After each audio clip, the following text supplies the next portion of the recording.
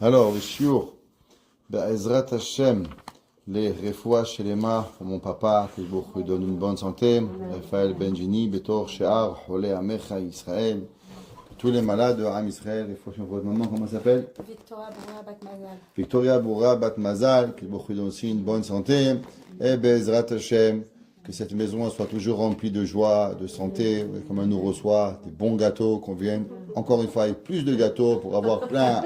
Un fiançailles, Bezrat Hashem, la boucha, du whisky, du vin qui coule à flot, Bet Hashem, pour le fiançailles des garçons, Bezrat Hashem, et de tout le monde qui a besoin, Bet Hashem.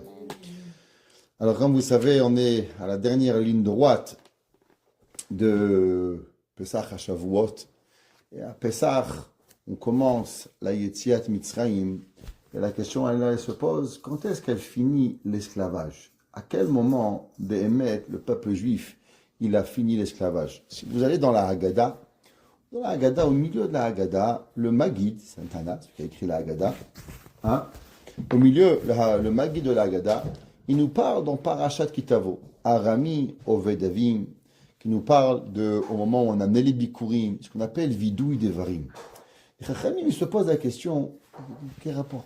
Pourquoi d'un coup, on nous parle, dans la Haggadah de Pessah, on nous parle de psukim des bikurim. On va savoir comment est-ce qu'on a porté les bikurim. Une des noms de la fête de Shavuot, c'est Chag Bikurim. Il y a plusieurs noms à la fête de Shavuot. Chag Matan Torateinu, Chag Shavuot, Chag Bikurim. Les Chachamim nous disent qu'en vérité, le Maggid, il veut nous apprendre la première leçon. La première leçon de la Haggadah, qu'est-ce que ça veut dire la liberté? Beaucoup de monde pense qu'être libre, sortir de l'esclavage, c'est un but. Il y a des gens qui sont là, ok, ça y est, on a fini l'école. Et après, qu'est-ce que tu fais? Tu as un diplôme. Combien de gens ils ont des diplômes? Qu'est-ce qu'ils font avec? Rien du tout. Il y avait le rabbi Eisenstack, toujours quand il était le directeur d'école, il disait une phrase. Ma femme, elle a grandi avec cette phrase. Elle comptait à mes enfants. Elle dit, j'ai jamais vu une kala arriver à sa choupa avec son bulletin. Il n'y a pas de kala qui arrive, voilà, j'ai eu 20, j'ai eu 30. C'est pas intéressant. Le bulletin, c'est bien pour quand tu as 8 ans, quand tu as 9 ans, quand tu as 10 ans. C'est pour un encouragement pour les enfants, c'est bien. Mais le but d'un enfant, c'est pas d'avoir un bulletin. Parce qu'un enfant, s'il a un bulletin, mais il ne sait pas se comporter, il ne sait pas manger, il ne sait pas boire, il ne sait pas... À quoi il sert le bulletin? Zéro du tout. Demandez à combien des femmes, il y a des hommes, ils ont des super bulletins, grand docteur, à la maison, c'est un monstre, un terroriste, une femme qui ne sait rien faire, un mari qui ne sait rien faire. Qu'est-ce que vous faites avec ça? C'est pas un but. La liberté, c'est quoi? Qu'est-ce que ça veut dire être libre? Juste de savoir qu'on est sorti d'Égypte, il n'y a aucun but avec ça. Tout le but de Yetziat Mitzrayim, c'est d'arriver à un moment où Béhémet, on va recevoir la Torah. C'est pour ça que chez Ashkenazim, il y a un certain Yehiratson que l'on dit au moment où on compte le Homer chaque soir, et on dit Kede le ta'areinu mitumatenu miklipoteinu. On compte le Homer 1, 2, 3. Tout ça, c'est le but, c'est quoi? C'est d'arriver à une préparation à Matan Torah. Je vais vous dire, dans Matan Torah, il y a beaucoup de choses. Mais moi, je pense que la plus grande difficulté du don de la Torah, il est pour qui? Avant que j'explique de qui est la question, je vais vous donner une autre question, comme un juif, comme l'a dit Rabbi Jacob. Quand un juif te pose une question, tu lui poses 2 questions. Il dit, moi j'ai 1000 questions, il dit, moi j'ai 2000 questions. Ouais, c'est ça un juif. Il pose toujours 2 questions. Le Harizal, il a dit qu'il y a 2 fêtes dans l'année qui se ressemblent. Purim et Kippour. Comment il s'appelle Kippour dans la Torah? Il s'appelle Kippourim. Il dit le Harizal, pourquoi Kippourim? Ke-Purim. Les gens, ils pensent que Purim, ça ressemble à Kippour. Il dit le Harizal, c'est faux. Que la fête la plus importante dans l'année, c'est quoi? C'est Purim. Kippour, il ressemble à Purim. C'est pour ça que ça s'appelle Ke-Purim, ce qui parle un peu l'hébreu. Ce qui veut dire Ke-Kos, Ke-Shulchan. Ke, ça veut dire comme. C'est qu'on veut lui ressembler. Pourquoi Purim, il s'appelle Kippour, il s'appelle Kippourim. Et pourquoi comme Purim? Parce que dans la vie, il faut savoir que le but, c'est pas bonsoir, comment allez-vous? Plaisir de vous voir, comment va la santé? Baruch Hashem. Alors, le but, c'est quoi? C'est que être bon le jour de Kippour, c'est facile. Vous mangez pas, vous buvez pas, vous dormez pas, vous avez peur. Le gars qui fait des péchés à Kippour, c'est pas skin, le gars il est complètement malade.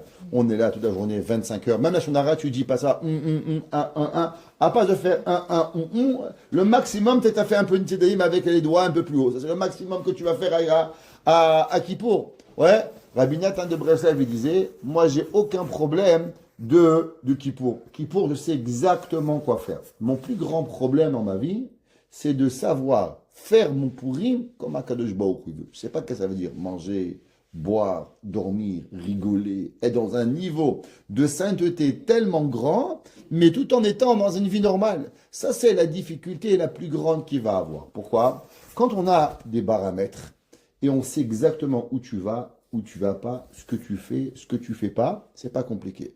Mitzvah de Rosh Hashanah, Shofar. Mitzvah de Kippour, tu jeûnes, tu bois pas, tu fais. C'est pas compliqué. Mitzvah de Sukkot, c'est pas compliqué. Tout ça.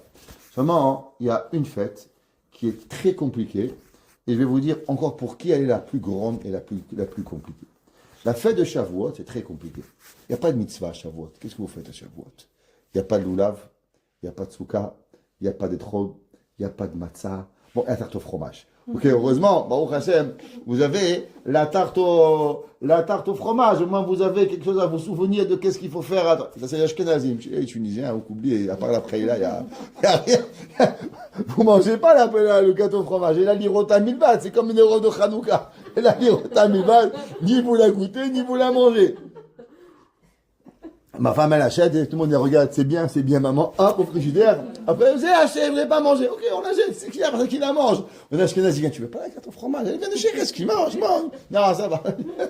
On essaie de donner. Alors, c'est quoi Shavuot? C'est quoi le maître Shavuot? Là, on va essayer qu'on comprend Shavuot. Mais vous savez pour qui c'est encore plus compliqué de comprendre Shavuot? C'est pour une femme. Pourquoi? Parce que Shavuot, c'est le don de la Torah. L'étude de la Torah, un homme, il a la mitzvah d'étudier la Torah, le soir de Shavuot, il va à la synagogue toute la nuit, il étudie, il se prépare. Une femme, qu'est-ce que c'est Shavuot? Pourtant, c'est une mitzvah. La femme, elle est obligée de faire kiddush, elle est obligée de garder. Qu'est-ce que c'est Shavuot? Qu'est-ce que c'est? De la même façon que c'est difficile de comprendre c'est quoi Purim, moi je pense que la fête la plus difficile qui existe dans le calendrier, c'est la fête de Shavuot pour une femme. Si vous enlevez la tarte au fromage, je vous promets que Béhémed, réfléchissez 2 minutes. Qu'est-ce que ça veut dire la fête de Shavuot? Qu'est-ce qu'on doit attendre? A priori, une femme, elle n'a pas d'obligation d'étude de la Torah.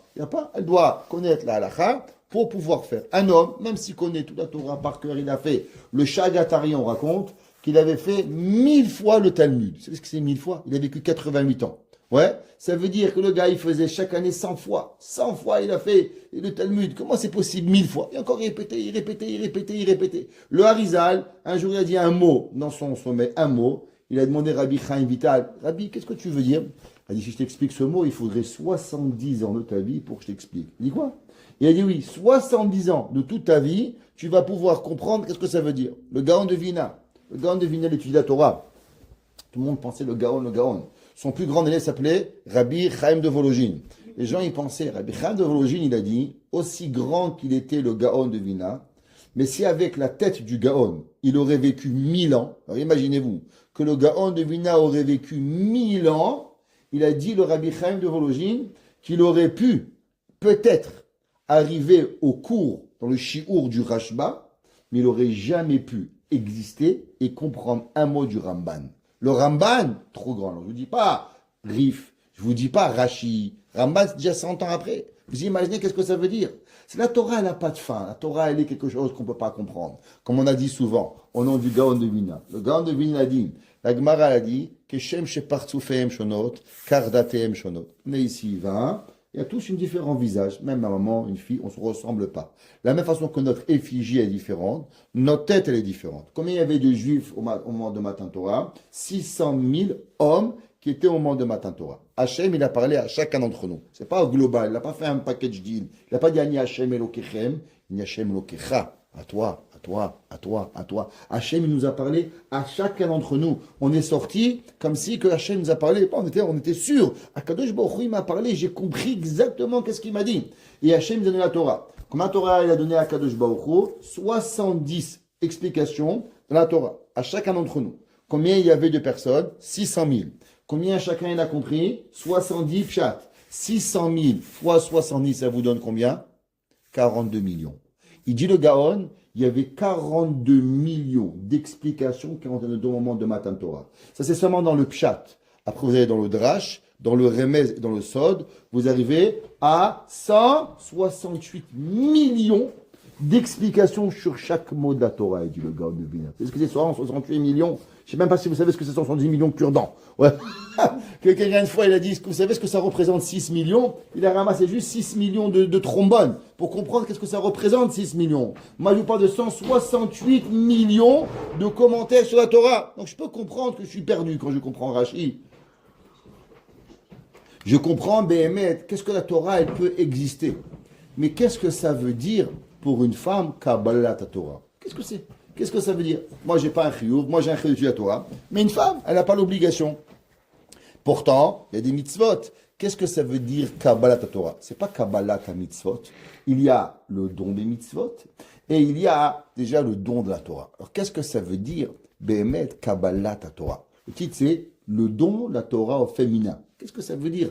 Comprendre. Un bon jour, il faut s'arrêter et il faut essayer de comprendre qu'est-ce que c'est la Torah. Pour comprendre ça, il y avait un Mahamar. La Gemara, dans la ramène qu'il y avait un Rav, il s'appelait Rav Yosef. Rav Yosef, il a dit, Ilav hayoma kama Yosef ika beshuka. Rav Yosef, il a dit, si c'est pas qu'il y avait eu ce jour-là, en parlant de Matan Torah, kama Yosef ika beshuka. Combien il y avait eu de Yosef dans le marché? En un mot, on aurait pu tous être des Geneviève, des Jean-François, des William, des Philippe. Donc, qu'est-ce qui nous a changé? Qu'est-ce qui nous a rendu quelque chose de différent? Pourquoi madame est différente? Madame est différente. Chacun de nous est différent. Il a Vayoma. Si c'est pas qu'il y avait eu Shavuot, alors automatiquement, Kama Yosef Ika Bishuka. Combien on serait différent pour pouvoir y arriver? D'abord, il faut comprendre quelques points avant de comprendre. Un des fêtes de Shavuot, ça s'appelle comment? On dit Chag Shavuot, Chag Matan Torah Teinu, Chag Yom HaBikurim, Chag Atzeret. Qu'est-ce que ça veut dire Chag Atzeret? D'abord, il faut savoir que le mot Atzeret se trouve dans deux Chagim, Shemini Atzeret et Shavuot s'appelle Atzeret. Le Ramban, il dit, de la même façon qu'à Sukkot, il y a un jour de fête, 6 jours de Chol HaMoed après la Torah, 6 jours de Chol HaMoed, ça fait 7 jours de Sukkot.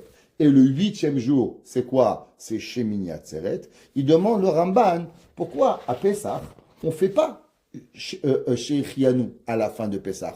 On fait Shechianu le premier jour de Pessah, et le dernier jour de Pessah, on ne fait pas Shechianu. Pourquoi ce n'est pas une nouvelle fête comme à Sukkot? À Sukkot, on a une nouvelle fête. Il dit le Ramban, à cause que Sukkot, c'est la fête des jours.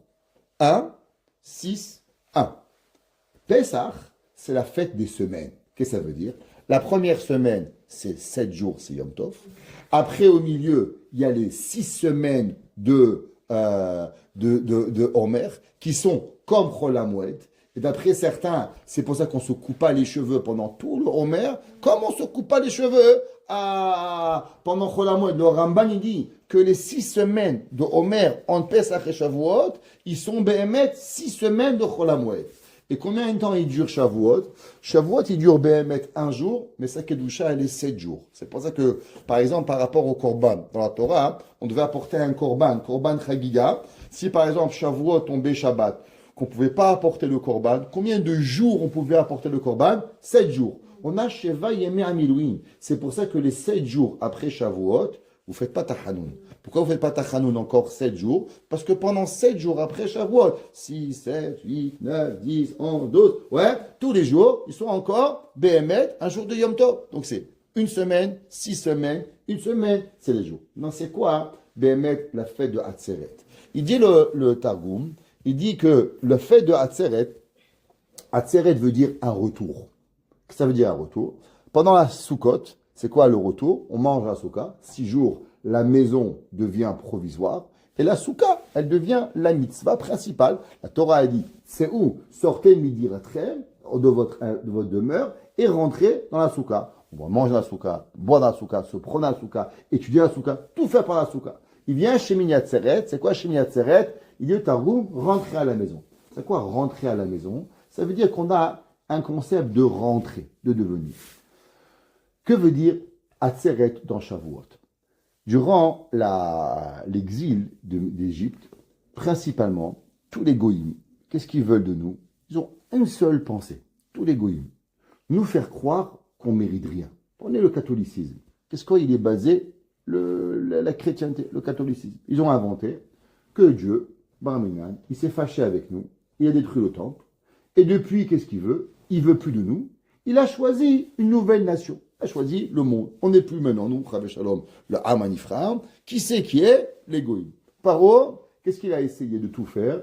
Paro, il a dit à Kadosh Baruch Hu, il leur a dit qu'il va dans la Torah. Je vais tout essayer de faire quoi? De leur faire faire des averot, avodazara, gilou yarayot, shefichou damim. Je vais tout essayer de leur faire faire. Comme ça, à la fin, ils tombent au 49e degré d'impureté.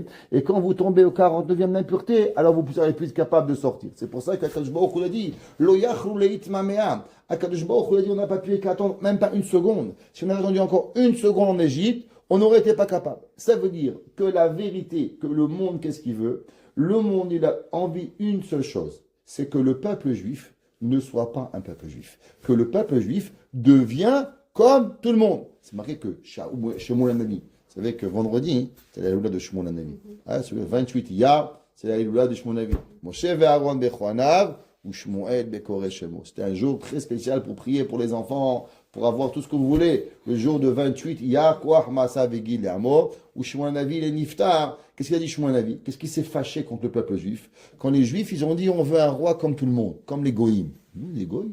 Pas les goïms, non. Qu'est-ce que ça veut dire? On veut un roi comme une nation. Est-ce qu'un juif, il veut quelque chose comme les goïms? Un juif, il n'a rien à voir avec les goïms. Un juif, il a un concept complètement différent. C'est marqué que le jour de Rosh Chodesh, hier, comme Sivan, comme aujourd'hui, Vaïchan Sham Israël Negedar. La Gemara dit qu'est-ce que c'est Vaïchan Sham Israël? Vaïchanon Israël. Qu'est-ce que ça veut dire Vaïchan Sham Israël? Ke'ish echad belev echad. Qu'est-ce que ça veut dire Ke'ish echad belev echad? Généralement, qu'est-ce qui englobe une personne? Vous voyez la rue, vous voyez un homme, il marche ici, il regarde le magasin, il regarde les fleurs. Vous ne connaissez pas les gens, vous ne pouvez pas imaginer qu'ils sont une famille. Vous voyez un monsieur, vous voyez une madame, vous voyez un enfant qui joue, vous voyez un qui court là-bas. À moins qu'il crie papa, mais il n'y a rien. Maintenant, quand vous rentrez à une maison, vous voyez un monsieur, une madame, des enfants, vous dites monsieur, madame, c'est leurs enfants. À moins que c'est tonton, tata qui sont là. Mais en général, quand vous rentrez dans une maison, vous voyez un homme, une femme et des enfants, ça ne prend pas tête à Papineau pour comprendre que c'est papa, maman et les enfants qui sont dans la rue. Qu'est-ce que c'est? Ce sont des gens complètement distincts qui arrivent et qui n'ont aucune connexion l'un avec l'autre. Ça veut dire que le monde extérieur, qu'est-ce qu'il veut? Il veut vous dissocier de vos frères et de vos sœurs. Qu'est-ce que ça veut dire? Ça veut dire que durant toute la période de la galoute, pendant les années qu'on était en Égypte, qu'est-ce que Paro il a essayé de faire? Paro, il a essayé de venir et de nous enlever pour enlever ce qu'on appelle l'unité entre nous. Qu'est-ce que c'est la fête de Shavuot? Il dit, le Gaon de Vina, le fait de Shavuot, c'est que même, il dit le gras, qu'au moment où il va y avoir Mashiach qui va venir, Mashiach va venir par à coup. Mashiach, il ne vient pas en une seconde. C'est pas possible d'attraper. Les gens, ils pensent que Mashiach, il va venir, bah, tu vas changer. Je crois que tu pourras attraper cette lumière. C'est impossible. Un gars, tu lui donnes $1 million, $2 millions, en un coup, il fait une crise cardiaque, il est mort. Il peut pas, son séchel, il peut pas attraper. Qu'est-ce que ça veut dire? C'est pas une blague. Quelqu'un, il n'a pas vu son père pendant 10 ans. Tu lui fais montrer son père, il peut mourir, ou le père, il voit son fils, Barminan. Pourquoi? La grandeur, elle n'est pas capable de pouvoir arriver. Pareil, d'atteindre la Torah. Elle nous dit que Nadav et Avihu, une des raisons que Nadav et Avihu ils sont morts, c'est que Nadav et Avihu ne sont pas préparés à voir Akadosh Baruch Hu. Voir Hachem, ça prend pas. Ma chère, c'est quoi? C'est voir la réalité. Comprendre tout ce qu'on a fait pendant des années, combien on s'est trompé. Voir toutes les erreurs qu'on a fait. Voir combien Akadosh Baruch Hu il a raison. Même si on sait qu'on a raison, mais qu'est-ce qui se passe? Le voir, c'est pas aussi facile de voir. C'est pour ça que la Géoula, elle peut pas venir. C'est pour ça que Yahuwah Navi, il va venir 3 jours avant. Pourquoi il va venir 3 jours avant vous expliquer la Géoula? Parce qu'il faut comprendre. Vous n'allez pas être capable, on va pas être capable de comprendre qu'est-ce que ça représente à Kadosh Baruch Hu. Qu'est-ce que ça veut dire la vérité? Vous comprenez qu'il y a des gens, quand Mashiach il va venir, vous savez, pas pour être méchant. Il y a des gauchistes par exemple, il y a des réformés, il y a des conservateurs. Mais pas pour être méchant. Béhémet, eux ils pensent qu'ils sont une mitzvah. Eux, ils pensent qu'il faut sauver le judaïsme parce qu'il faut devenir réformé. Comme ça, on va avoir le maximum de juifs à se rappeler de quelque chose. Et le gars, c'est pas parce qu'il a envie d'Averot. Il y a des gars qui font n'importe quoi. Mais il y a des gars, béhémeth, ils sont prêts à se tatouer dans le corps. J'ai raison. Ouais, il y a des gens, ils sont sûrs. Il y a des conservateurs, il y a des reconstitutionnistes, il y a des gens, il y a des gauchistes qui pensent qu'il faut aimer les Arabes. De toutes sortes de gens. Vous comprenez que tous ces gens-là, quand Mashiach il va venir, ils vont mourir. C'est que le gars, il va voir devant lui que pendant 30 ans, 40 ans, j'ai œuvré pour quelque chose qui est complètement faux. Pas parce qu'il est méchant, parce qu'il s'est trompé dans sa décision de pouvoir comprendre la réalité. Ça veut dire qu'il y avait un gars, il pense qu'il a le droit de mentir pour aider son père, pour aider sa mère. Il pense, quand Mashiach il va venir, tu vas prendre une blague, mon père. Là, elle va faire tellement mal à la joue que tu vas avoir un smash de Ivan Lendl. Il va te faire un smash. Tu vas t'évanouir. Pourquoi il va venir, Eliyahu Hanavi, d'abord? Pour nous apprendre d'expliquer un peu la Torah, d'expliquer un petit peu la vérité, pour qu'on est capable de pouvoir supporter la réalité. Même si Akadosh Baruch Hu, il va le faire avec la plus grande des gentillesses. Prenez juste les frères de Yosef. Les frères de Yosef, ils ont vu leur frère de Yosef. Yosef, il leur a dit seulement 3 mots. Ani Yosef. Je suis Yosef. Qu'est-ce qui s'est passé? Les touches bouche bée. Plus personne ne pouvait parler. Pourquoi? Parce qu'ils ont vu leur frère Yosef, qui était roi. Eux, pendant 22 ans, ils ont dit, Yosef, il ne peut pas être roi. C'est impossible. C'est un voleur, c'est un menteur, c'est un bandit. Il ne comprend rien. Ça ne va jamais arriver. Nous, on comprend. Et on l'a vendu. Et on l'a mis à Mitzrayim. On l'a vendu chez des Arabes et des Noirs. Et on a tout fait. Pourquoi? Pour que Yosef ne va jamais devenir roi. 22 ans plus tard, ils arrivent en Égypte. Et qu'est-ce qu'ils voient? Ils voient Yosef qui est roi. C'est que pendant 22 ans, tu as expliqué à ton fils, à ta mère, à ta femme, à toute ta vie, que tu as raison et que Yosef, il a tort. Et 22 ans plus tard, qu'est-ce que t'arrives? Que toi, tu as tort et lui, il a raison. La Torah dit, ils étaient plus capables de parler. C'est-à-dire, l'homme, il doit dire le gras, que l'homme, il ne peut pas arriver à ça. On ne peut pas arriver à 0 à 100. Même la voiture la plus rapide du monde, ça prend un délai de passer de 0 à 100. Mashiach, c'est 100. C'est la clarté de la vérité à 100%. C'est pour ça que ça va prendre du temps. Ça prend quoi comme temps? Le premier temps, Eliyahu Hanavi. Il va nous expliquer. Après, la Géoula, Mashiach, Pesach. Après vient Shavuot. C'est quoi Shavuot? Shavuot, ça va être Kibbutz Galouyot. Qu'est-ce que ça veut dire Kibbutz Galouyot? Ça veut dire comprendre qu'on est capable de pouvoir vivre avec différentes opinions et qu'en vérité, tout le monde il a raison. Et ça, c'est très compliqué. Parce que penser qu'on a raison, tout le monde y pense qu'il a raison. Vous connaissez la fameuse blague. Il y a un jour, un gars, il écoute la radio, il est en train de rouler dans l'autoroute, et il écoute, attention, attention, il y a un homme qui roule à sens inverse de l'autoroute. Faire très attention. Il dit, il y en a un, il y en a 50. C'est lui qui roule à sens inverse, mais il croit que tout le monde y roule à sens inverse. Il n'a pas compris que c'est de lui qu'on parle. Beaucoup de gens, vous croient que c'est eux qui ont raison, et que tout le monde, ils ont tort. Ils sont persuadés. Et les gens, ils vous racontent, oh la maba, oh la mazé, ils n'ont rien compris à la vie. C'est pour ça qu'il dit le gras, que d'abord, la première chose, et les Wanabi, nous purifier la tête, parce que beaucoup de choses de notre mauvaise compréhension du monde, elle provient à cause de notre impurification. À cause de tous les avérotes que l'on fait, tous les jours, pas de bracha, pas de chéakol, pas de mésonote, pas de bécatamazon, pas de... Tous les péchés que l'on fait. Si vous n'en faites pas, vous avez rien à faire dans ce cours. Je suis désolé, moi j'en fais plein, sûrement vous aussi. Et c'est la vie, on est là. Et durant le moment où Léon va venir, il va nous éclairer, purifier notre corps, pour qu'on est capable de recevoir et de commencer à goûter à cette lumière qui s'appelle la Géoula. Mais après, c'est pas tout. Après, il y a une étape qui va nous prendre un temps pour pouvoir accepter. Un temps d'accepter que quoi?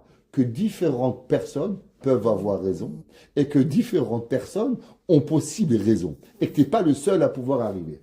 Et c'est pour ça que de Pessah à Shavuot, il y a eu 7 semaines. Et ça nous a pris 7 semaines, pourquoi? Ça nous a pris 7 semaines jusqu'à qu'on arrive Vayichan Sham Israël Negedar Keish Echad Belevechad. On a eu besoin.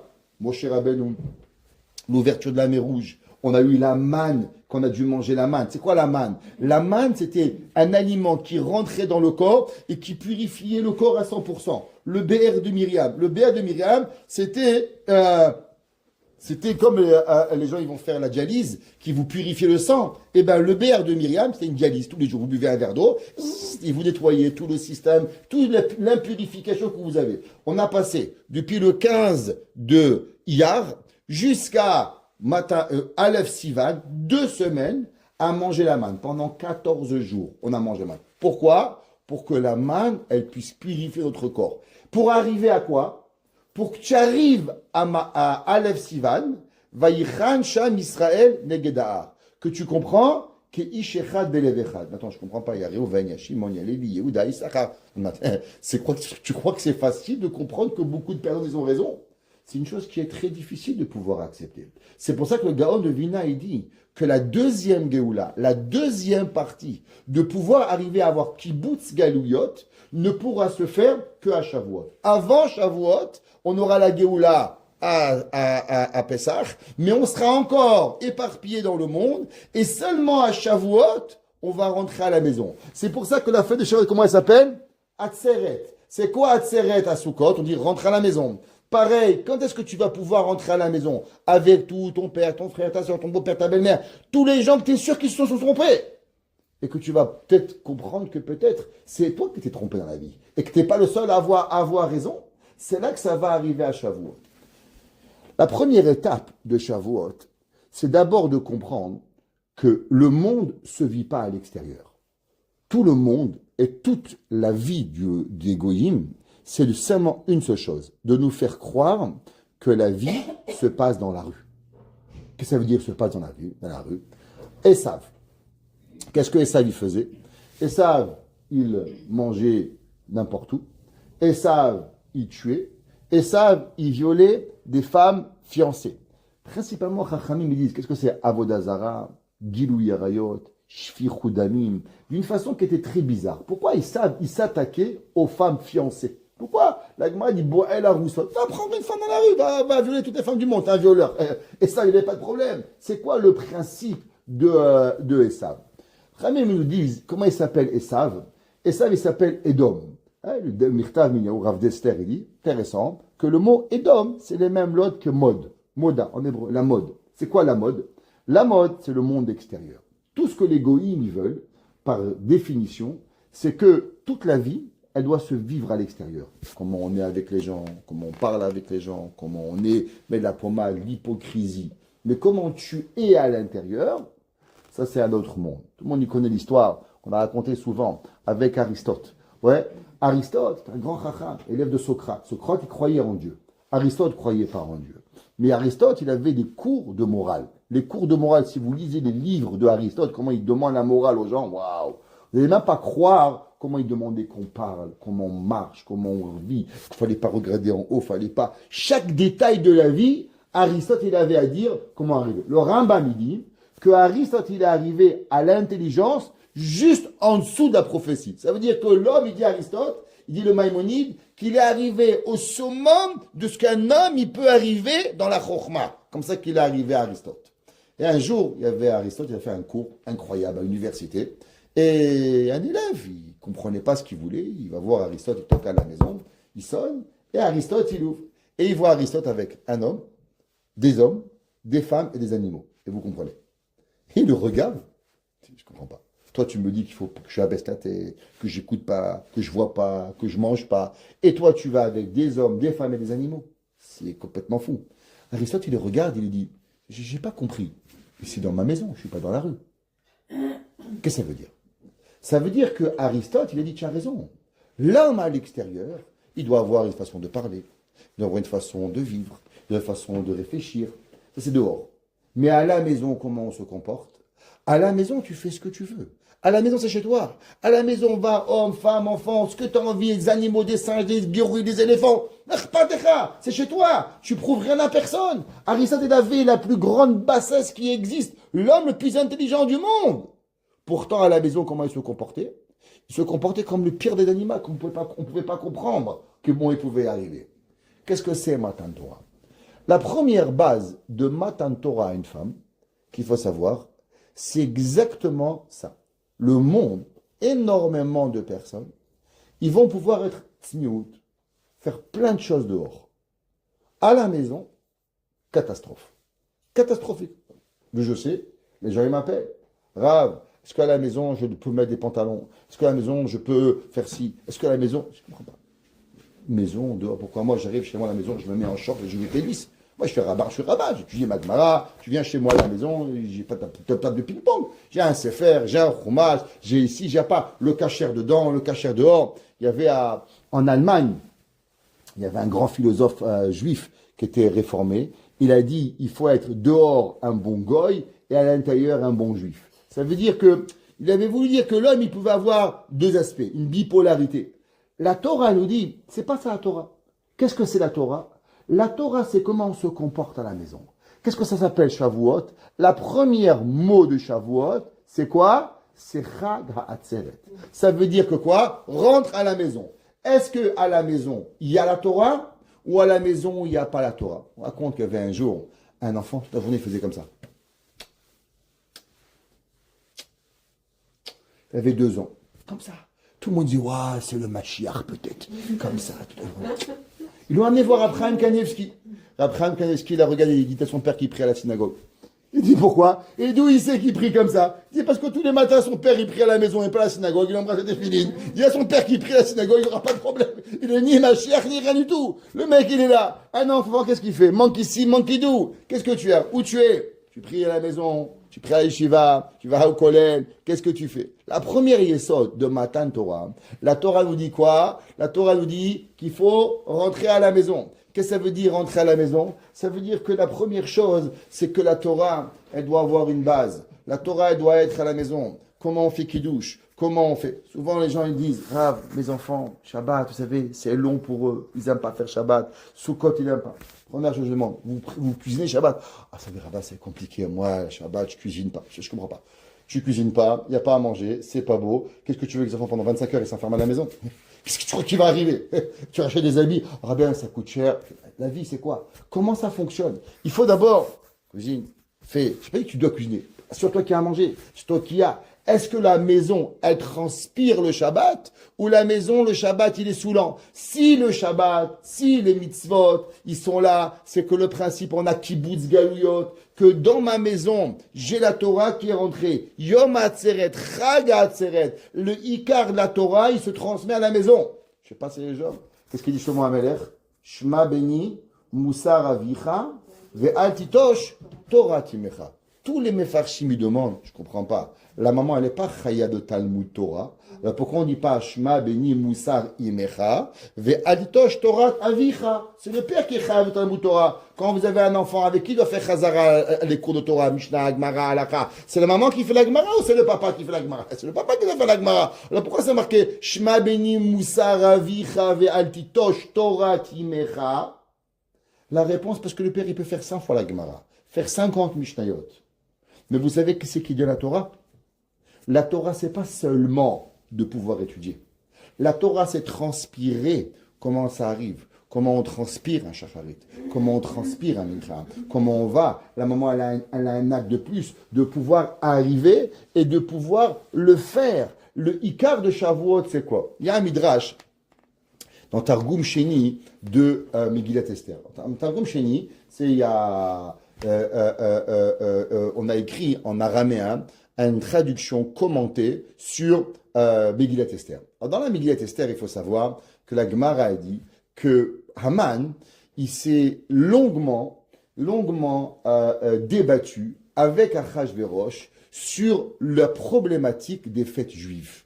En un mot, qu'est-ce qu'il a dit Haman? Les Juifs, c'est très compliqué. Toujours des fêtes. Pessah, Shavuot, Sukkot. Ouais, il y avait un ami à moi, il travaillait à Paris, il avait honte de dire qu'il était juif. Alors, il avait une compagnie, et d'un coup, un client, il appelle, il lui dit, oui, bonjour, je voudrais, c'était le jour de Kippour. Il dit, désolé, on ne pourra pas vous servir parce qu'on fait l'inventaire. Il dit, j'ai rien compris ce lundi, tout paraît en inventaire. Tous les juifs, ils avaient trouvé le même mot. Il ne fallait pas dire qu'ils étaient juifs, tout le monde faisait l'inventaire. Il ne faut pas dire qu'ils étaient juifs, tout le monde faisait l'inventaire pour pouvoir y arriver. Ok, alors, une des questions que les goïms, ils avaient, il faut savoir que pendant des années, on nous traitait à nous de fainéants. Pourquoi nous, on travaillait 6 jours, le 7e jour, on se reposait. Des années, et pendant des centaines d'années, comment on disait les juifs? Des fainéants, parce qu'ils ne veulent pas travailler 7 jours. Après, ils ont pris le goût, commence à travailler 6 jours, après à travailler 5 jours, après à 4 jours, maintenant ils sont à la semaine de 3 jours en France. Ok? Et pendant ces 3 jours-là, 1 jour au travail, 2 jours à la maison en babouche. Ok? Donc ils ne travaillent pas beaucoup. Nous encore, chez Amim, tu vois, on travaille Shiva, dimanche, lundi, il m'a dit 7 jours, on n'a pas changé depuis. Mais les goïms, ils ont. Donc, une des grandes ta'ana que Haman, il a voulu tuer le peuple juif en disant que le peuple juif était des fainéants et qu'ils avaient trop de vacances et qu'il fallait les tuer. Et il a commencé à blasphémer sur toutes les fêtes qu'il y avait. Et quand il est arrivé à Shavuot, il a dit 2 choses. Qu'à Shavuot, le peuple juif, il fait Kiryat Shema et que le juif, il prie. La question, c'est, je ne comprends pas vraiment. Kiryat Shema, ça n'a rien à voir avec Shavuot. Kiryat Shema, c'est quoi? C'est une fête de tous les jours. Tous les jours, on a le matin et le soir, Beshor Becha, Uvkomecha. Tu vas te coucher, tu vas te lever, tu dois faire Kiryat Shema. C'est vrai que les femmes ne sont pas obligées de faire Kiryat Shema, pas comme la prière. Si une femme, elle n'a que 5 minutes par jour, elle est occupée à des enfants, qu'est-ce qu'elle doit faire? Kiryat Shema ou Shmona Esrei, Brachot, parce qu'elle est obligée, Birkot Torah, et après, Shmona Esrei, avant Kiryat Shema. Pourquoi? Parce que Kiryat Shema, c'est une mitzvah qui dépend du temps. Parce que la tefila, une Shmona Esrei par jour, après le Rambam, c'est obligatoire pour une femme. Une femme, elle est obligée de faire au moins une Shmona Esrei. Ashkenazim, 2 Shmona Esrei par jour. Au moins, Shachrit et Mincha. Mais les séfarades, seulement pour pouvoir y arriver. Et la question, elle est, qu'est-ce que c'est de particulier à la Kabbalat, au Kiryat Shema, qu'il y a de spécial dans le Shavuot? Il y a un Sfat Emet. Sfat Emet, c'était le premier rabbi de la dynastie de Gour. Il a dit la chose suivante. Il a dit que dans la vie, il y a chaque jour, vous savez, ce qu'on appelle des mitzvot midiot. Des mitzvot qui se répètent. Par exemple, faire kiddush. C'est Shabbat, les fêtes. Il n'y a pas une mitzvah tous les jours. Il y a des mitzvot journaliers que tous les hommes, on doit faire tous les jours. La première mitzvah, c'est quoi? Kiryat Shema. Deuxième mitzvah d'un homme, tfilin. Troisième, tzitzit. Quatrième, tfila. C'est des mitzvahs. Tous les jours, on fait Kiryat Shema, on met des tefilin, on met des tzitzit, et on prie. Ça, c'est une mitzvah, un juif. Tu vois, gars, t'es chômeur, tu es religieux? Il dit oui. Tu mets tefilin? Non. Tu fais prier? Non. En quoi t'es religieux alors? Qu'est-ce que tu fais? Le minimum d'un religieux, c'est d'avoir un minimum de vie tous les jours. Faire Shema, de faire tefilin, de faire des tzitzit, et de faire une tefila, Pourquoi ces 4 mitzvot? Il dit le Sfat Emet, ces 4 mitzvot représentent les 4 lettres du nom d'Hachem. Yud, Ke, Vav, Ke. Adonai. Aleph, Dalet, Nun, Yud. 4 lettres aussi. Il dit ces 4 mitzvot, elles représentent par rapport à ces 4 mitzvot qui arrivent. Pareil, il dit que chaque fête, elle représente une de ces mitzvot. Par exemple, il dit que, qu'est-ce que c'est Pessah?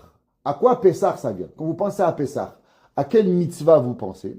Il dit Sfat Emet, avec quoi Hachem il a fait tous les miracles? Bezora Netouya, avec le bras. Qu'est-ce que vous mettez sur le bras? Tefilin. Quelle est la mitzvah qui représente Tefilin? Quelle mitzvah on a eu en sortant d'Égypte? La mitzvah de Tefilin. Il dit, qu'est-ce que c'est la mitzvah de Shavuot?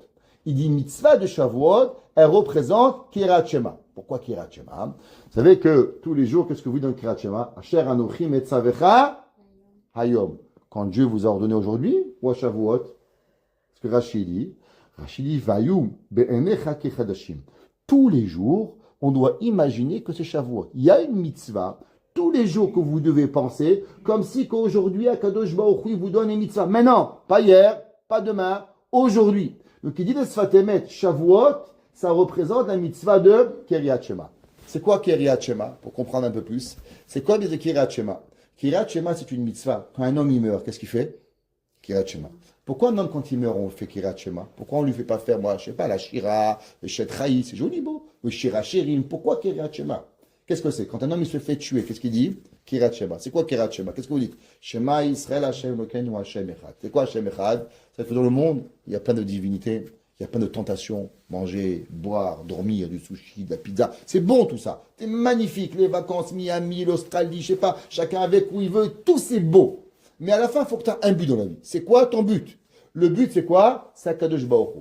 Un homme, si on lui demande une question, faire la Torah ou faire autre chose, qu'est-ce que vous devez choisir? Hachem. Ve'ahavta Hashem Elokecha bechol levavecha bechol nafshecha ou bechol modecha. Kiryat Shema représente une seule chose, représente Messirut Nefesh. Vous savez que quand vous faites le Kiryat Shema, d'après la Kabbalah, et vous dites Hashem Lokenu, Hashem Echad, à quoi vous pensez au Dalet? Vous devez penser que si on vous demande qu'on va vous tuer, une des 4 morts qu'il y a, c'est qu'il a Serefa, Hereg, Vechenek, l'homme, il doit se donner à Kadosh Baruch Hu. Si un homme lui dit, fais Avodazara, ou je te tue, je préserve. Ça n'a jamais existé. Dans le peuple juif, même des gens très loin, on peut compter dans l'histoire juive, 1 ou 2 qui ont préféré se convertir au christianisme ou à d'autres pour pouvoir ne pas donner à Kadosh Baruch Hu. Tous les jours, Baruch Hashem, le peuple juif, il a toujours donné sa vie à Hashem. Le Ramban, il dit, dans Sefer Devarim, le Ramban, il dit, pourquoi Kadosh Baruch Hu, il aime le peuple juif? C'est marqué Kilo Meru Brechem. Pas parce que vous êtes nombreux. Il y a 1,5 milliard de Chinois, 1,5 milliard de musulmans. Alors Hachem, il dit Kilo Meru Brechem. Je vais aimer le juif, pas parce que vous êtes nombreux. Alors pourquoi tu nous aimes? Pourquoi tu nous aimes? Il dit le Ramban, parce qu'on aime Hachem. Qu'est-ce que ça veut dire aimer Hachem? Il dit le Ramban, l'amour se définit quand tu as une difficulté. Est-ce que tu te sauves ou est-ce que tu restes? Qu'est-ce que ça veut dire? Quand est-ce qu'une femme et un homme, ils s'aiment? Si dès qu'il y a le problème, la Marie se dit, il n'y a pas à manger, je me sauve, t'aimes pas ta femme, t'as à manger, tu voulais une femme de ménage. Va chez Benny, il va te faire à manger. C'est bien, Benny, il est très bon, pour 30 $, ça va coûter moins cher qu'une femme, je te crois. Tu veux qu'elle te lève la maison, une femme de ménage va bien te faire. Ouais, la Gemara a dit, un homme, il peut divorcer sa femme si le manger, il a brûlé. Mon père, il dit, pourquoi? Il dit, parce que si le gars, il pense au divorce, qu'il a brûlé le manger, il dit, tu divorces tout de suite. Avant, tu as des enfants, divorce, comme ça, tu ne feras pas de peine cette madame-là. C'est mieux vraiment que tu divorces que de croire que tu vas y arriver. C'est pas ça le but. Qu'est-ce que ça veut dire? Quand est-ce qu'un homme et une femme, ils savent qu'ils s'aiment? Quand ils ont des difficultés. Que monsieur, il reste. Madame a des difficultés. Madame, elle reste. Et chacun, il reste. Alors, quand on est capable de passer les difficultés, c'est là qu'on va s'aimer. Il dit le Ramban, vous savez pourquoi Kadosh Baruch Hu, il aime le peuple juif? Parce que Kadosh Baruch Hu, il sait que si on nous demande la potence, le mot qu'il emploie, c'est la croix ou la bannière, comme ça qu'il dit, on choisira Akadosh Baruch Hu et on ne prendra pas la croix. Il dit le Ramban, à travers l'histoire, les goïms, ils ont essayé de nous amener sur des croix, mais on a préféré la croix, mais on n'a jamais lâché Akadosh Baruch Hu. C'est pour ça qu'Hachem nous aime. Parce qu'Hachem, il sait qu'on est capable de faire le bon choix. Qu'est-ce que ça veut dire Shavuot? Shavuot, ça représente Messirut Nefesh. Quelle est la fête? Vous savez que chaque fête, elle représente un patriarche. Par exemple, Pessah représente qui? Avraham. Quand est-ce que les Malachim ils sont venus chez Avraham? À Pessah. D'où vous savez. Comment ça s'appelle des matzot d'après la Torah? Ugot matzot. Qu'est-ce qu'il a dit à Avraham? Louchi, va assis, ugot. Pétri et fait des gâteaux. Quel gâteau? Un marble cake? Non, fais des matzot, il lui a dit de faire. Ouais, fais des matzot. Pessah, c'est par rapport à qui? À Avraham Avinu. Yitzhak, c'est par rapport à quoi? Shavuot. Matan Torah. C'est pour ça que Shavuot, qu'est-ce qu'il y a? Le nom de la Torah est venu avec le shofar. Pourquoi le shofar? Par le shofar de Yitzhak Avinu. C'est quoi la fête de Shavuot? La fête de Shavuot, c'est Messirut Nefesh. La fête de Shavuot, c'est quoi? C'est faire Kiryat Shema. Sukkot, c'est quoi? Sukkot, c'est tzitzit. Comme c'est marqué? Betzel kenerfe chayechashun. À travers l'ombre de ton habit, je vais me cacher. Quand est-ce qu'on rentre sous un habit? La Sukkot. C'est l'ombre de la Sukkot pour pouvoir y arriver. Et c'est quoi le Rosh Hashanah? Il dit le Sfat Emet. Rosh Hashanah, c'est la mitzvah de Tfila. Tfila, les 4 mitzvot se reprennent par Rosh Hashanah, Pesach, Shavuot et Sukkot. Maintenant, qu'est-ce que ça représente Matan Torah? Matan Torah, c'est Messirut Nefesh. Qu'est-ce que ça veut dire Messirut Nefesh? Messirut Nefesh, souvent, les gens, ils pensent Messirut Nefesh, difficile, se donner à Dieu. Vous savez qu'on n'a pas le droit de faire une bracha quand vous êtes triste. C'est sourd. Vous ne pouvez pas faire une bracha. Quand quelqu'un il est triste, il ne fait pas de bracha. Même la seule bracha que Dieu préserve, on peut faire quand on est triste, c'est laquelle? Quand un homme il perd quelqu'un. Et pourtant, qu'est-ce qu'il doit dire? La Gemara a dit que Shem Shemevachim ala Tova, car Mevachim ala Ra'a. On doit même accepter le jugement d'Akadosh Baruch Hu avec joie. On raconte que le Chafetz Chaim a perdu son fils, c'est le Chafetz Chaim. Et quand il a perdu son fils, le Chafetz Chaim, il devait donner un discours. Et le Chafetz Chaim, il n'est pas sorti. Alors les gens, ils étaient là. Et un homme, il est parti écouter dans la chambre. Et le Chafetz Chaim, il dit à Kadosh Baruch Hu, je t'aime pas encore assez pour pouvoir sortir. il faut que je puisse sortir avec autant d'amour avant que mon fils y soit mort qu'après que mon fils y soit mort. Et tant que j'aurai pas d'amour pour toi autant, alors je pourrai pas sortir pour pouvoir faire la bracha. On n'est pas le Chafetz Chaim, mais ça veut dire que l'homme il doit y arriver. Qu'est-ce que ça veut dire Messirut Nefesh? Les gens ils pensent, beaucoup ils pensent que Behemet, la Torah c'est dur. La Torah c'est difficile. La Torah c'est saoulant. Alors, on ne peut pas recevoir la Torah. La Torah, vous pouvez la recevoir seulement si on comprend qu'il n'existe pas d'autre cadeau, rien de plus qui puisse exister et qui mérite de vivre à part la Torah. Shavuot, vous savez pourquoi il n'y a pas de soukha? Vous savez pourquoi il n'y a pas de loulav? Pourquoi il n'y a pas de mitzvah? Rien. Parce que l'homme, s'il a besoin de quelque chose pour pouvoir aimer Hachem, c'est qu'il n'a pas compris. Pas vouloir vous faire des peines, madame. Souvent, les femmes me disent, vous savez, monsieur le rabbin, mon mari ne m'achète pas des cadeaux. Mon mari... Je n'ai pas dit qu'il ne faut pas acheter des cadeaux. Les cadeaux, c'est important, c'est un signe d'affection. Mais je vous pose une question. Il y a des femmes qui reçoivent des 3 carats, 4 carats, pas des faux, là, comme ils appellent aujourd'hui, de là. Non, des grands comme ça. Le mari, il n'est pas là. Le mari, il ne lui parle pas. Le mari, il n'est pas sympa. On était invité avec ma femme, avec quelqu'un. La madame, elle avait plus de doigts, avec des diamants. Elle éclairait la chambre avec des lumières, comme ça. Mais le mari, il lui parlait à la femme. J'avais honte pour elle. Elle est venue chez nous à la maison. À la fin, j'avais envie de pleurer. Comment il lui parlait, son mari? Il lui coupait la parole, il lui manquait de respect. Après, il me dit, vous la connaissez à elle? C'est qui elle? Elle. Je ne connais pas elle. Eh bien, ma femme. Ah, je dis elle, quand il parle de sa femme, devant tout le monde. Elle. Je n'arrivais pas à croire. Donc, je vous pose une question. Est-ce que quelqu'un va aimer sa femme, il va aimer son mari, il va aimer ses enfants? C'est un amour plus grand qui existe. Ne lui achète pas des cadeaux, parce qu'il n'y en a pas. Qu'est-ce que vous préférez? De l'amour ou un cadeau? Un cadeau, allez travailler, allez vous acheter un cadeau tout seul. Il y a des choses qu'on ne peut pas acheter. Qui est quoi? L'attention, la gentillesse. Vraiment, un amour qui est profond. À Kadosh Baruch Hu, à Pesach, vous avez une mitzvah de matzah. À Shavuot, à Sukkot, vous avez donné une mitzvah de Soukha. À Lulav. À Rosh Hashanah, le shofar. À Shavuot, il veut dire, écoutez, tu sais quoi? Quand tu rentres à la maison, il n'y a que toi et moi. Toi et moi, on va s'aimer. Toi et moi, on va être ensemble. Toi et moi, on va avoir kibbutz galouyot. Vaïchan sham Israël negeda. Le Rav Tzadok Cohen, il dit, pourquoi quand, dans l'intimité, un homme et une femme, ils n'ont pas le droit d'avoir des habits? D'après la Kabbalah, il n'y a rien. Il dit pourquoi?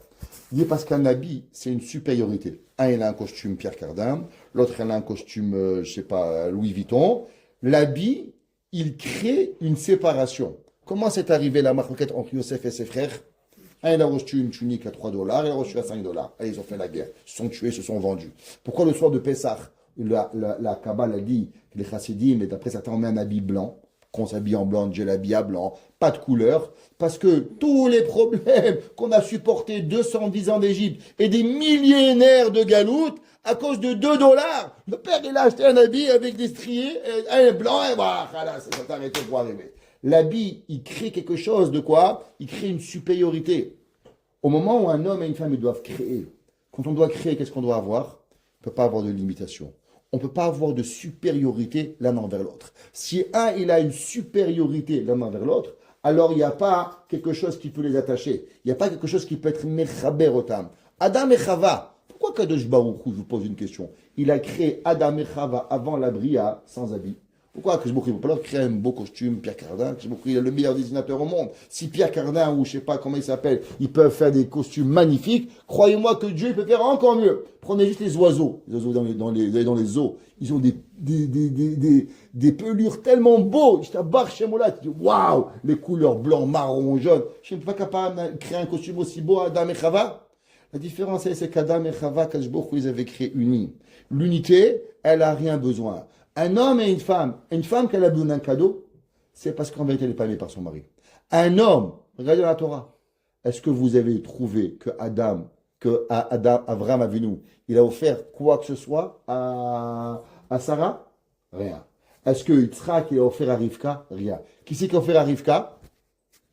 Eliezer. Pour la prendre de chez son père. Mais quand elle est arrivée, c'est intéressant. La Torah ne dit pas. Si déjà Yitzhak, il est arrivé, et Eliezer, il lui a offert 10 chameaux pleins d'argent. Pourquoi Yitzhak, il n'a pas fait 20 cadeaux, 20 chameaux, il lui manquait d'argent, et ça, la Torah dit que Yitzhak, il plantait une graine, il recevait 100 kilos. Mais à Sheharim, chaque graine qu'il plantait, il recevait 100 kilos, Yitzhak. Pourquoi Torah n'a jamais dit le beau cadeau qu'il lui a acheté, Yitzhak, à Rivka?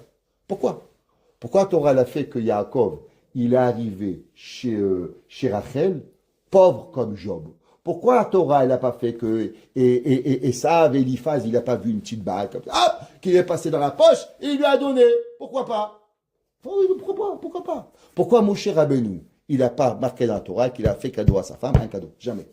Encore une fois, vous méritez tous les cadeaux du monde. J'ai jamais dit que vous ne méritez pas les cadeaux. Vous méritez que votre mari vous achète des boucles d'oreilles, des bagues, des triers, tout ce que vous voulez.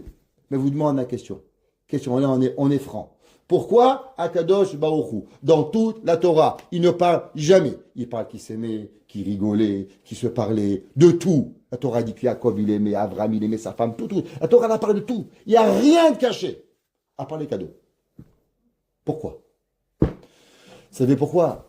Parce qu'un cadeau, ça remplace une émotion qu'on n'arrive pas à rentrer. Mais quand une émotion, elle est remplie, alors automatiquement, regardez, je vous pose une question. Quelle kala, elle regarde la bague que le khatan lui offre sous la roupa? Qu'une kala qui n'aime pas son mari. Une vraie kala, elle ne sait même pas aller rond, les carrés, elle est triangle. Moi, je les vois, les calottes. Elle est là, elle ne sait même pas aller là, elle est là. Pourquoi? Elle n'est pas... Je me trompe, madame. Ouais. Après, dans 10 ans, elle était petite la bague. Pourquoi tu ne l'as pas dit il y a 10 ans? Ah, parce que maintenant tu t'aimes moins. Alors c'est pour ça. Mais la réalité, c'est qu'au moment où elle est aux fiançailles, elle doit faire montrer à tout le monde la bague, oui, elle a TikTok, et Facebook, Nardine Book là-bas, tu dois avoir. Mais sinon, Bémet, c'est pas ça. C'est quoi Shavuot? Shavuot, c'est l'unité. Akadosh Baruch Hu, il veut savoir à combien tu es, à combien tu es, à combien tu veux, à combien tu es Mekabel, Kabbalat Ol Malchut Shamayim. Qu'est-ce que Akadosh Baruch Hu, il veut de nous? Le jour de Shavuot, c'est un autre aspect de la nature. À Shavuot, on a Kibbutz Galuyot. Vaïchan Sham Israël Neged Ha'ar. La Torah l'a pu donner avec unité. Je vais vous dire, un homme, il a quelque part un avantage, mais il a un désinconvénient par rapport aux femmes. Un homme, il a l'étude de la Torah. L'étude de la Torah, il est très très beau. Il est très très très très grand. Mais quelque part, l'étude de la Torah, elle peut faire perdre un homme. Pourquoi? Parce qu'un homme, il peut étudier chez l'Olishma. Qu'est-ce que c'est la Torah? Un homme, il peut comprendre. Il peut devenir intellectuel. Il peut donner un cours. Un homme, il peut être là. Alors, à la fin, qu'est-ce qui se passe? À la fin, on peut perdre la raison pourquoi on étudie et on peut étudier quelque chose qui va nous faire oublier Akadosh Baruch Hu. Il y avait des grands érudits dans le Talmud, des grandes personnes. Elisha ben Abouya. Elisha ben Abouya, juste pour vous donner un exemple, comment était grand Elisha ben Abouya. Un jour, Rabbi Meir Baalanes, il parlait avec Elisha ben Abouya et au moment où il parlait, il dit stop. Il dit pourquoi stop? Il a dit, on va, dans un pas, tu vas sortir du troum de la ville. Il dit, pourquoi? Comment tu sais? Il dit, je connais la distance entre le premier pied de mon cheval et le dernier pied de mon cheval. Et en te parlant, je calculais les clac, clac, clac, clac, clac, clac, clac, et j'ai calculé combien ça faisait, et je remarque qu'on était, et je peux te dire que maintenant tu sors le trône du Shabbat. Elisha ben Abouya était l'homme, la havruta de Rabbi Akiva. Il est monté dans le ciel. Et qu'est-ce qu'il a fait? Il a pris un enfant, il a coupé en 13 morceaux dans toute la ville. Comment on peut être la chavruta de Rabbi Akiva et on peut prendre un enfant et le couper en 13 morceaux? Vous m'expliquez? La réponse, elle est, c'est que la Torah est le plus grand des cadeaux. Mais l'étude de la Torah, elle peut quelque part faire perdre la raison de l'homme que l'homme il peut se perdre. C'est qui la plus grande preuve à ça? Achitophel, Doeg et Adomi. Les deux maîtres de David Amelech. Qu'est-ce que David Amelech a dit sur Achitophel? Aloufi ou Miudaï. Juste comprenez, David Amelech, c'est pas seulement un roi. La Gemara dans Masechet Sanhedrin, la Tzadik Aleph, elle dit qu'il n'y avait pas un endroit dans le monde où David Amelech, il n'avait pas la halakha comme lui. Tout ce que David Amelech il dit, halakha kemoto bechol makom. Tout ce qu'il disait David Amelech, halakha, halakha, halakha, halakha. C'est-à-dire le mec, c'est le Rav Chaim Kanievski, puissance 1 milliard. Donc, pour vous donner un exemple. Vous mettez Rav Obadia Yosef, Rav Chaim Kanievski, le Chazonish, le Chafetz Chaim. Vous mettez tout ça ensemble, vous multipliez par puissance 1 milliard, David Amelech. Ok, ça va? Et pourtant, il a rencontré un gars qui s'appelait Achitophel. Il a ébloui David. Comment David il a appelé? Aloufi ou Mioudaï. Mon maître et ma connaissance. C'est-à-dire qu'il était encore plus grand. C'est que David Amelech, il a compris que Achitophel avait plus de connaissances encore que David Amelech. Et pourtant, la Torah nous dit que Achitophel n'a jamais étudié un mot de Torah pour Dieu, que personnel. Et c'est pour ça qu'il va mourir. Pourquoi? Que chez l'Olishma. Comment c'est possible? C'est possible que la Torah donne un cadeau. Le plus grand des cadeaux, il a toujours une double arme pour t'aider ou pour t'éloigner. Vous allez me dire, Rabbi, vous exagérez un petit peu. Non. La Torah dit, Zot Torah, Asher Sam Moshe. La Gemara dit, qu'est-ce que ça veut dire? Zot Torah, Asher Sam Moshe. La Gemara dit le mot Sam, quand vous l'écoutez, comment il peut s'écrire le mot Sam? De deux façons. Ou bien avec un shin, comme sin, ou bien avec un samer. La Gemara a dit, Sam veut dire ou bien poser, ou bien veut dire médicament. La Torah, elle peut être un médicament ou un poison. Comment on dit en hébreu, en anglais, un médicament? Drugs. Comment on dit de la drogue? Drugs. Je comprends pas, c'est de la drogue ou de la drugs? Ça dépend pour qui. Pour lui, c'est une drug, et lui, c'est de la drogue. C'est juste comment tu mets là, c'est un même mot. La Torah dit pareil. La Torah, elle peut être Sam Chaim ou Sam Metim. Tout dépend comment tu vas avoir. Pourquoi? Parce qu'il y a un intermédiaire. Mais vous savez qui c'est qu'il n'y a aucun intermédiaire pour aimer Hachem? C'est la femme. La femme, elle n'a pas. Tu ne peux pas dire à une femme, j'ai pas de perruque, mais j'aime Dieu.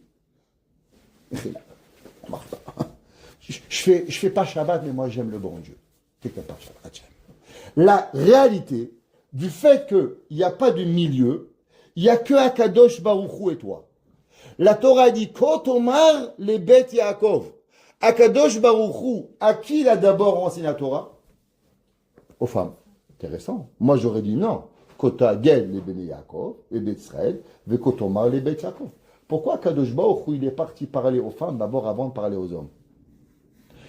Vous pouvez dire, parce que c'était plus facile pour les femmes, après les hommes. Non, mais vous dire non. Parce qu'Akadosh Baruch Hu, Behemet, pour rentrer en unisson avec la Torah, il a dû avoir quelqu'un avec qui il pouvait être sûr. C'était du Emet. Et c'est pour ça que la Torah a dit, Shma Beni, Moussar Avicha, Ve'al Titosh Torah Timecha. Qu'est-ce que ça veut dire la Torah? La Torah, c'est pas seulement d'étudier. La Torah, c'est de vivre d'une façon que la Torah veut. Que veut dire le mot Torah? Que veut dire le mot Torah? Le mot Torah veut dire enseignement. Hora'a. Qui c'est qui suit la Torah? Qui c'est qui vit avec la Torah? Ouais. Ils disent que la Torah, elle est quelque chose de différent. Un homme, il étudie. Une femme, elle vit la chose. Pourquoi Kadosh Baruch Hu dit Kotomar les bêtes Yaakov? Va parler aux filles d'abord. Les femmes, elles pensent, on n'a pas égal. Maintenant, en Israël, les femmes, elles veulent devenir rabbins. Elles veulent répondre aux questions. Vous n'avez rien compris. Mechila, pas vous. Elles ont un niveau d'être capables de toucher beaucoup plus haut que les hommes. Pourquoi Kadosh Baruch Hu, il a dit à Moshe Rabbeinu, ouais, Kol asher tomar elecha Sarah tishma bekola.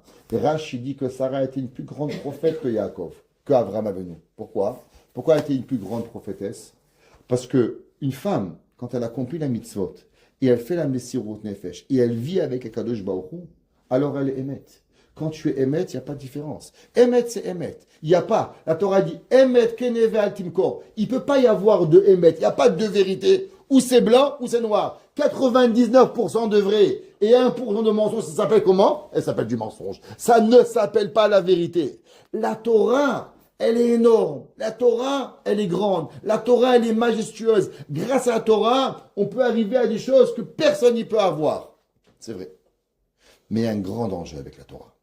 Que si on ne sait pas s'en servir, alors Barminan, on peut tomber dans la pire des choses.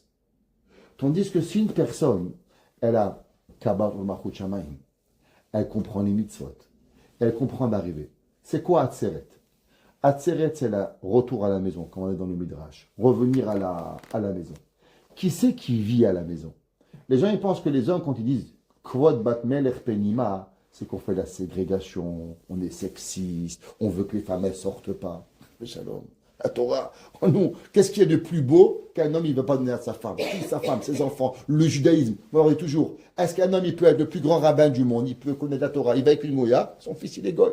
C'est pas compliqué. Une femme, elle peut aller avec le plus grand rachat du monde, elle a un fils, il est juif. Ça veut dire que la Torah a donné une force à une femme qu'elle n'a pas donné à un homme, ça n'existe pas.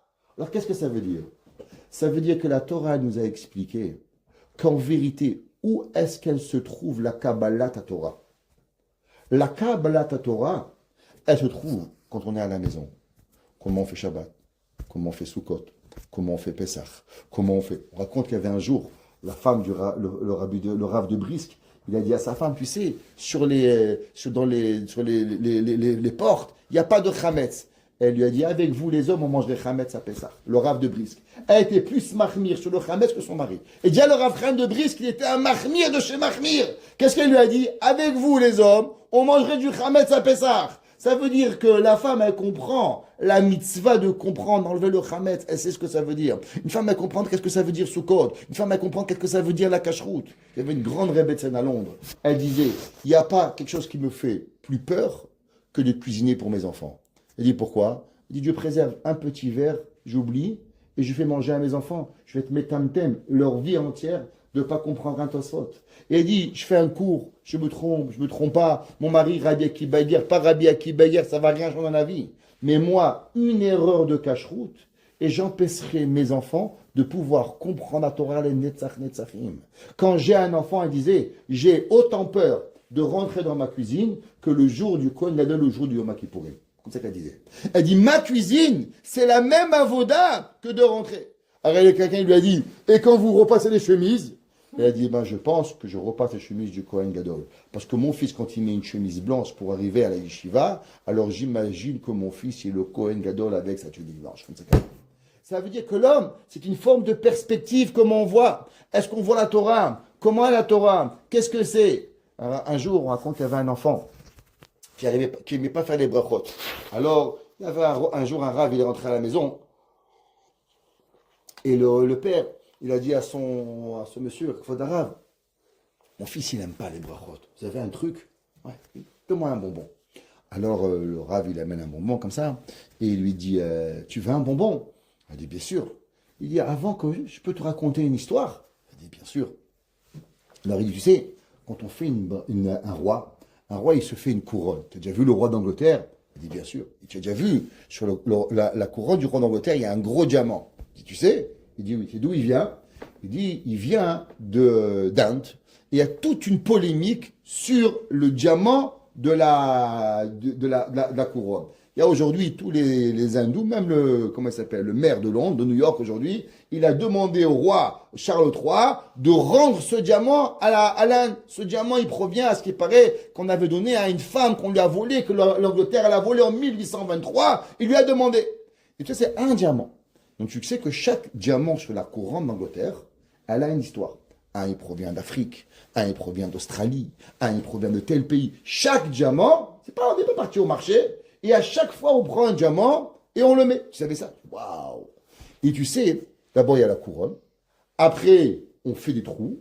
Et après, on essaie de trouver sur chaque diamant, quel diamant on va mettre. Un blanc, un bleu, un rouge. Pour pouvoir arriver à créer cette couronne. Donc, il y a deux choses. Il y a la couronne. Et il y a chaque diamant qui va être là.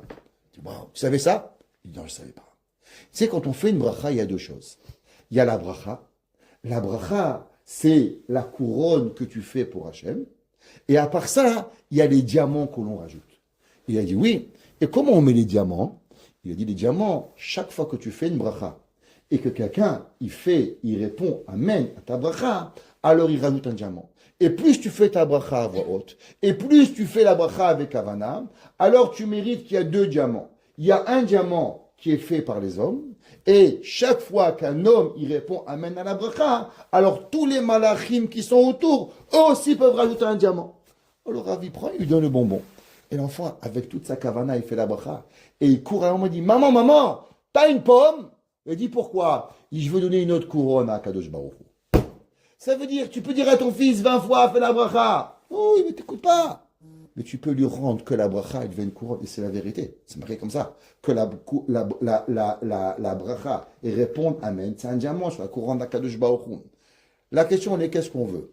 On vit dans le monde goy, on vit à l'extérieur, on fait tout pour dehors, on va dehors, on s'habille comme les goïms, on va en vacances comme les goïms, on vit comme les goïs. L'essentiel, c'est de vivre le maximum juif goy. C'est la vie.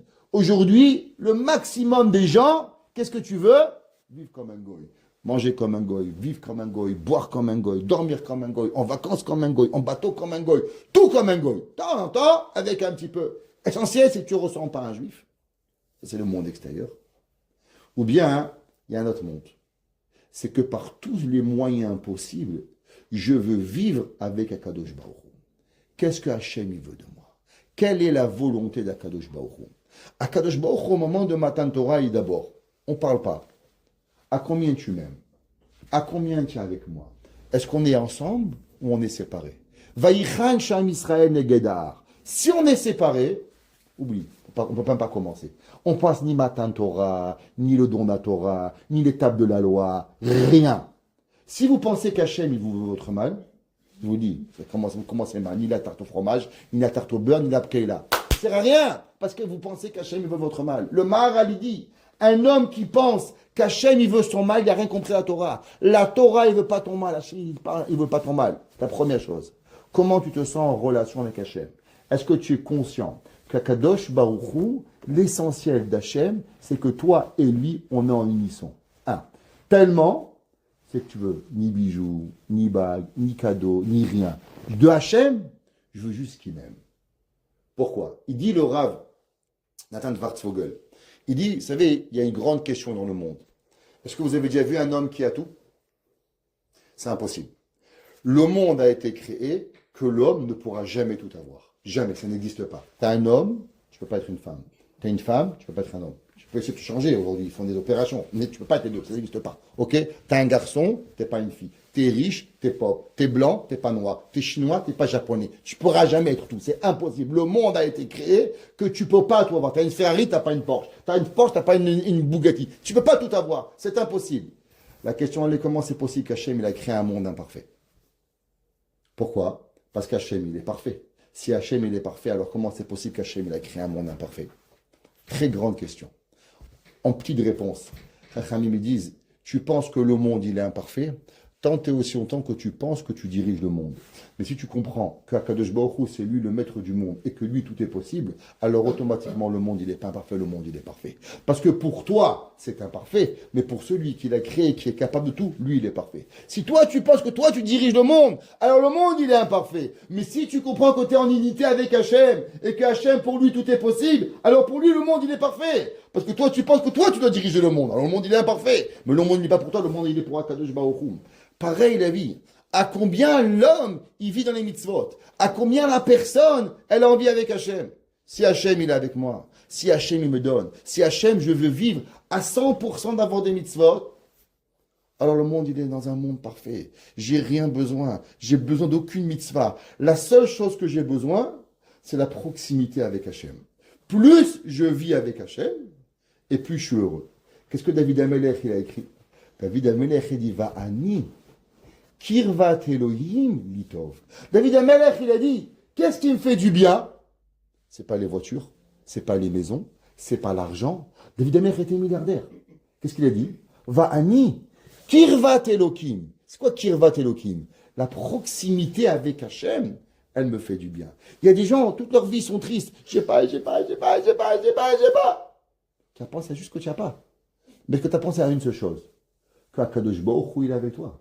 David Amelech, il a souffert toute sa vie, son père, sa mère, sa belle-mère, toute sa vie. Mais à la fin, vous savez, qu'est-ce qui me rend heureux? Vani Kirvat Elohim Litov. Shavuot. C'est quoi Shavuot? Shavuot, c'est ce qu'on appelle, dit le Midrash, c'est Kiryat Shema. C'est quoi Kiryat Shema? Kiryat Shema, vous savez, quand vous faites Shema, vous fermez vos yeux. Et vous mettez votre main sur les yeux. Pourquoi vous fermez vos yeux et vous mettez la main sur vos yeux?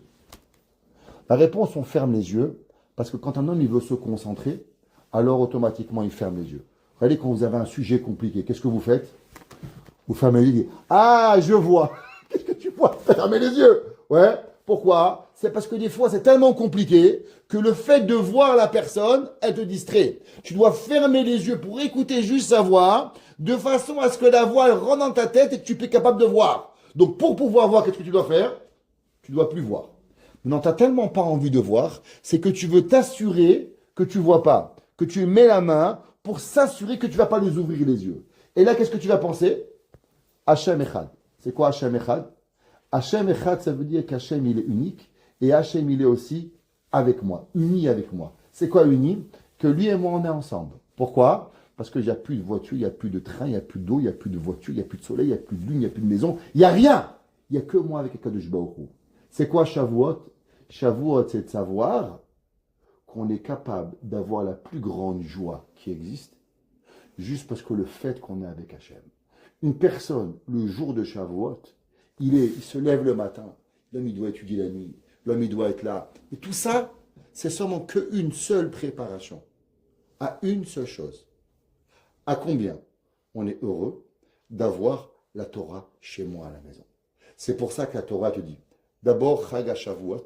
C'est quoi Chag HaShavuot? La préparation. Après, c'est quoi? Chag Matan Toratenu. Deuxième. C'est le jour où Akadosh Baruch Hu, il te donne. Après, qu'est-ce que c'est? C'est Chag HaTzeret. C'est quoi Chag HaTzeret? Tu prends tout ça et tu rentres chez toi à la maison. C'est pour ça que c'est la seule fête où tout le monde est d'accord, où on ne fête pas la synagogue, où on le fait à la fête. Chatzil Hashem, Chatzil Hashem. Il faut que tu manges chez toi. Pourquoi il faut que je ne vais pas à la synagogue un repas? Pourquoi on ne fait pas des repas à la synagogue? Non. La fête de Shavuot, elle se passe dans ta maison. À combien tu rentres à Kadosh Baruch Hu avec toi? Tu es en intimité totale avec Hachem. Ça, c'est Shavuot. À Shavuot, tu dois vivre avec Kadosh Baruch Hu pour pouvoir y arriver. Et si l'homme, il comprend, alors les mitzvot, combien il y en a, combien il n'y en a pas, qu'est-ce qu'il y a à faire? Tout ça, c'est rien du tout. Et c'est pour ça que la fête de Shavuot, malgré que le vrai don de la Torah, il a été à Kippour, c'était le deuxième matin de Torah. Mais pourquoi on fête Shavuot? Elle n'a rien à voir avec le don de la Torah. Parce que le don de la Torah a été donné quand? Le 7 de Sivan. Et quand est-ce que vous faites Shavuot? Le 6 de Sivan. Pourquoi? Le Magan Avraham lui demande la question. Et la réponse, elle est, parce que ça n'a quasiment rien à voir avec le don de la Torah qu'ils ont reçu. Ça a à voir avec le moment où Akadosh Baruch Hu était capable de me donner, et à propos du moment à combien moi je le prépare. Matan Torah, quand moi je suis prêt, alors Hachem je le fais rentrer. Un homme et une femme, c'est pas le temps qui va décider, c'est pas la rue qui va décider, c'est quand moi je prépare, quand moi je me suis préparé pendant 50 jours à recevoir Akadosh Baruch Hu, alors c'est là que, la fête elle rentre chez moi et Akadosh Baruch Hu va.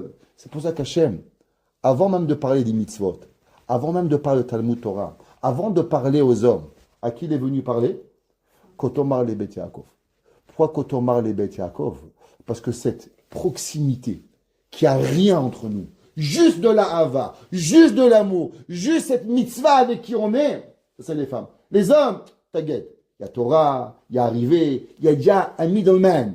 Quand il y a un middleman, on a déjà un peu plus compliqué pour pouvoir y arriver. Des fois, ça marche plus, et des fois, ça marche moins bien. Et c'est pour ça que la Torah et le judaïsme, il s'est donné, et à travers les années, et on a pu perdurer la Torah, juste par rapport à ce que les mamans, les femmes, elles ont continué la Kedusha à la maison. Et c'est pour ça que le judaïsme, il passe qu'à travers les femmes. Vous savez pourquoi?